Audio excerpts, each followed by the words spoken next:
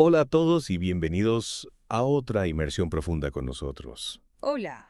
Hoy nos centramos en un tema que realmente me ha fascinado mientras preparaba este episodio. ¿Ah, sí? ¿Cuál es? Bueno, ya sabes, exploramos esos conceptos que son clave para entender cómo funciona realmente la sociedad, cómo se organiza, Ajá. cómo se ejerce el poder en todos los niveles. Interesante. Y los términos que vamos a desmenuzar hoy son gobernanza y gobernabilidad. Dos conceptos esenciales sin duda. Y lo que me parece aún más interesante es que para esta inmersión en particular, tenemos un montón de fuentes de diferentes campos. Oh, vaya, ¿como cuáles? Bueno, ya sabes, tenemos material de ciencia política, Claro. de administración pública, Por supuesto.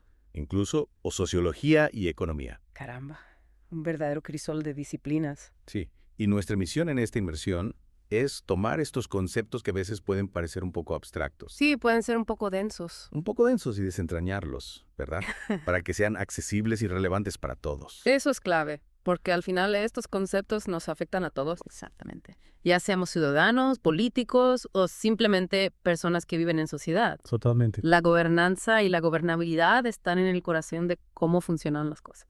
Sí, y entenderlos nos da una perspectiva mucho más clara de cómo se toman las decisiones Cómo se distribuye el poder. y cómo podemos participar en la configuración de nuestro mundo. Exacto, así que empecemos por la gobernabilidad. Me parece bien. ¿Por dónde empezamos? Bueno, la gobernabilidad, como su nombre indica, se centra en la capacidad de gobernar, Ajá. es decir, la capacidad de un gobierno para ejercer su autoridad de manera efectiva. ¿Y eso qué significa en la práctica? Significa que un gobierno con buena gobernabilidad puede mantener el orden, Olen. puede crear e implementar políticas públicas Implementarlas, eso es importante. que realmente funcionen Que funcionen, claro. y puede proporcionar servicios públicos de manera eficiente. Entonces se trata de la eficacia del propio gobierno. Exacto. ¿Y cómo encajan en todo esto las ideas de Hobbes, Locke y Rousseau? Bueno, ellos son fundamentales para entender la base de la gobernabilidad, ¿Por qué?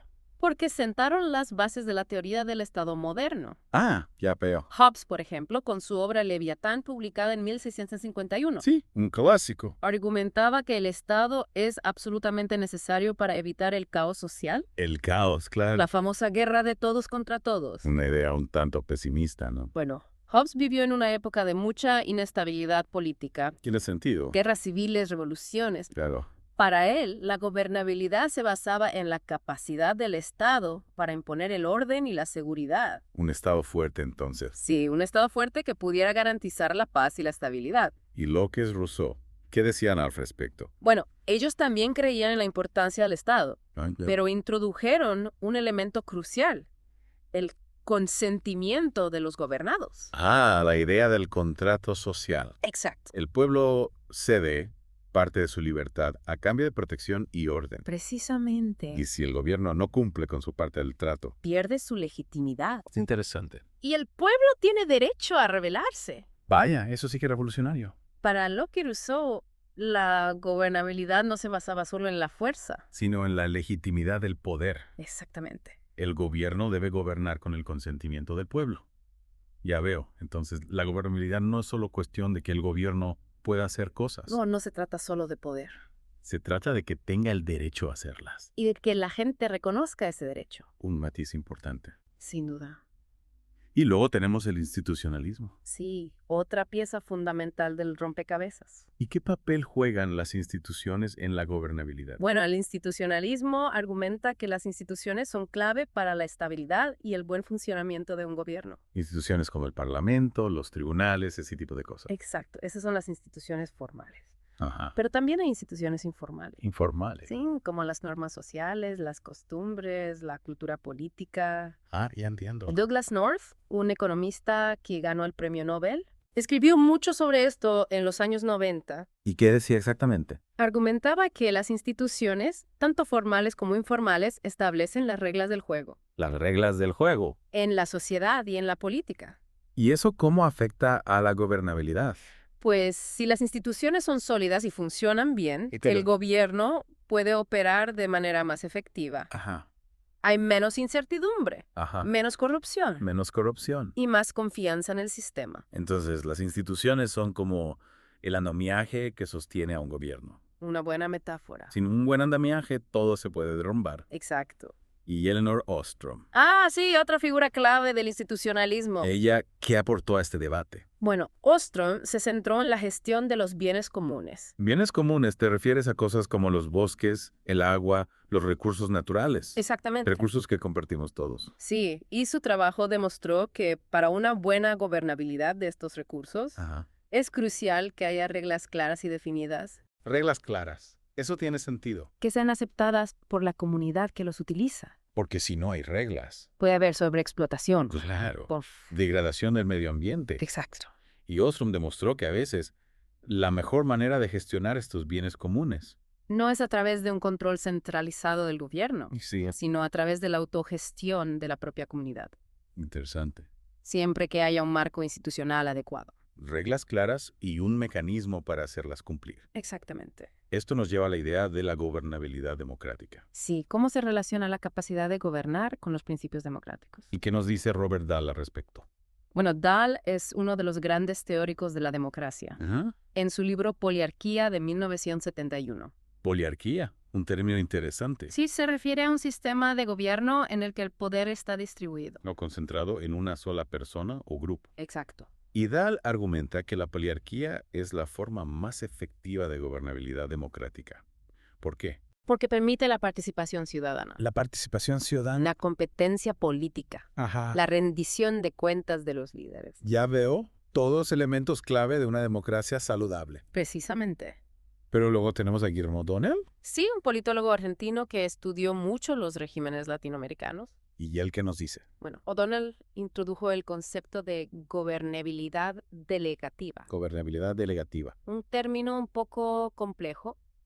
¿Puede explicarlo un poco? Claro, O'Donnell observó que en algunos países Ajá. podía haber estabilidad política, Estabilidad. incluso elecciones democráticas, Ya. pero sin una verdadera democracia. ¿Cómo es eso posible? Bueno, en estos casos, los líderes eran elegidos, pero luego gobernaban de manera autoritaria. Con poca participación ciudadana. Exacto, y con poca rendición de cuentas. Entonces, la gobernabilidad delegativa es como una fachada de democracia. Sí, una democracia sin sustancia. Interesante. O'Donnell argumentaba que este tipo de gobernabilidad es frágil. Frágil. Sí, porque se basa en la popularidad del líder y no en instituciones sólidas. Ya veo, si la popularidad del líder decae. Todo el sistema se puede desmoronar, Una idea para reflexionar sin duda. sin duda. Bueno, creo que hemos cubierto bastante terreno con la gobernabilidad. Sí, hemos explorado sus diferentes dimensiones. Pasemos ahora a la gobernanza. Un concepto que amplía nuestra perspectiva sobre cómo se gestionan los asuntos públicos. ¿En qué se diferencia la gobernanza de la gobernabilidad? Bueno, la gobernanza va más allá del Estado. Más allá del Estado. Reconoce que en el mundo actual hay una multitud de actores. Actor. Sí, organizaciones, grupos, individuos Ujú. que participan en la toma de decisiones. No solo el gobierno. Exacto. ¿Y es cuándo surge? Bueno, la idea de gobernanza empieza a tomar forma en el siglo XX Ajá. con la creciente complejidad de los problemas globales. Globalización, cambio climático, ese tipo de cosas. Exactamente. ¿Ya no basta con que los gobiernos actúen solos? Necesitan colaborar con otros actores. Para encontrar soluciones conjuntas. Y Precisamente. aquí es donde entra la nueva gestión pública. Sí, también conocida como NPM, NPM. una corriente de pensamiento que surgió en los años 80 y 90. ¿Y cuál era la idea principal de la NPM? Bueno, en esencia, se trataba de aplicar al sector público Ajá. las prácticas y principios del sector privado. Eficiencia, eficacia, ese tipo de cosas. Exacto. ¿Y quiénes eran los principales exponentes de la NPM? Bueno, tenemos a Christopher Hood, ¿Qué? que definió los principios básicos de la NPM. ¿Y cuáles eran esos principios? Rendición de cuentas, transparencia, orientación a resultados, Orientación a resultados. descentralización, flexibilidad. En resumen, un gobierno más ágil y eficiente. Sí, esa era la idea. Y también tenemos a David Osborne y Ted Gabler. Autores del famoso libro Reinventing Government, Reinventing Government, publicado en 1992. un libro muy influyente en su época. ¿Y qué proponían Osborne y Gabler? Bueno, ellos abogaban por un gobierno que fuera más catalizador que proveedor directo de servicios. Catalizador. ¿Qué significa eso? Significa que el gobierno debe crear las condiciones Ajá, para que el sector privado y la sociedad civil sí, puedan florecer, ya veo. en lugar de intentar controlarlo todo. Un gobierno más pequeño, pero más estratégico. Exacto. y la gobernanza en red y multinivel. Sí, esos son dos modelos de gobernanza que surgen en los años 90. ¿En qué consisten estos modelos? Bueno, la gobernanza en red Ajá. se basa en la idea de que los problemas complejos Así. no se pueden resolver desde una sola institución. Ya. Se necesita la colaboración de múltiples actores. Como en una red. Exactamente. Diferentes nodos interconectados. Y R.W. Rhodes, un politólogo británico, Rhodes. fue uno de los primeros en hablar de la gobernanza en red. ¿Y qué decía Rhodes al respecto? Bueno, él describió la gobernanza como autogobierno en redes. Autogobierno en redes, un término sugerente. Sí, la idea es que los diferentes actores, Ajá. ya sea el gobierno, las empresas, las ONGs, Deben trabajar juntos. para alcanzar objetivos comunes. Exactamente. Y la gobernanza multinivel. Sí, ese modelo reconoce que las decisiones políticas no se toman solo a nivel nacional. Claro. Hay diferentes niveles de gobierno Local, regional, nacional, e incluso supranacional. como en la Unión Europea. Exacto. Y Elizabeth Hugh y Gary Marx Dos politólogos muy influyentes. escribieron mucho sobre la gobernanza multinivel, Sí, ellos argumentaban que para abordar los problemas complejos, como el cambio climático, por ejemplo, exacto, se necesita la coordinación entre los diferentes niveles de gobierno. y la participación de otros actores, Ciudadanos, empresas, ORC. precisamente, Es una visión mucho más compleja de la toma de decisiones. sí, pero también más realista, porque refleja la interdependencia del mundo actual. Exactamente. Y finalmente llegamos a la gobernanza global, Un concepto fascinante. que nos lleva al límite de lo que entendemos por gobierno. Sí, porque la gobernanza global se refiere a la gestión de asuntos públicos. ¿A nivel mundial? Pero no hay un gobierno mundial. No hay un solo actor con autoridad para imponer su voluntad. Entonces, ¿cómo funciona la gobernanza global? Bueno, a través de una compleja red de actores, estados, organizaciones internacionales Como la ONU, por ejemplo. Empresas multinacionales, ONG. y a través de una variedad de mecanismos. Mecanismos. Sí, acuerdos internacionales, Ajá. normas, convenciones, instituciones informales. Ya veo, es un sistema muy complejo. Sin duda, Y James Rosenau un politólogo estadounidense. habló mucho de la gobernanza global. Sí, en 1995 acuñó la frase gobernanza sin gobierno. Gobernanza sin gobierno. Para describir ese fenómeno, La idea de que hay un orden global, sí, pero sin una autoridad central que lo imponga. exactamente. Y Robert Keohane y Joseph Nye. Dos autores clave en el estudio de las relaciones internacionales. Ellos también hicieron importantes contribuciones a la teoría de la gobernanza global, Sí, en su libro Poder e Interdependencia, publicado en el año 2000. introdujeron el concepto de interdependencia compleja Interdependencia compleja. para describir la creciente interconexión entre los países Ya. en un mundo globalizado. Y argumentaban que esta interdependencia Genera la necesidad de cooperación y de mecanismos de gobernanza global, para gestionar los problemas comunes. como el cambio climático, el comercio internacional, la seguridad global. Exacto. Bueno, hemos recorrido un largo camino desde Hobbes hasta la interdependencia compleja. Sí, hemos visto cómo ha evolucionado nuestra forma de entender la capacidad de gobernar.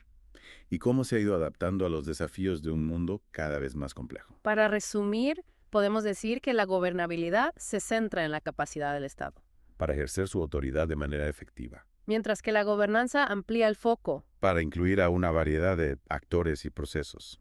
que participan en la gestión de los asuntos públicos, Y ambos conceptos han evolucionado a lo largo del tiempo. para reflejar los cambios en la sociedad. Y en la política global. Bueno, muchísimas gracias por esta inversión tan completa. ¿Sido un placer? Y para ti que nos escuchas, te dejamos con una pregunta para reflexionar. ¿Qué ejemplos de gobernabilidad y gobernanza ves en tu propia comunidad o en tu país? ¿Qué desafíos y oportunidades enfrentan estos modelos en el mundo actual? Te invitamos a explorar estas ideas. Y a compartir tus reflexiones con nosotros. Hasta la próxima. Adiós.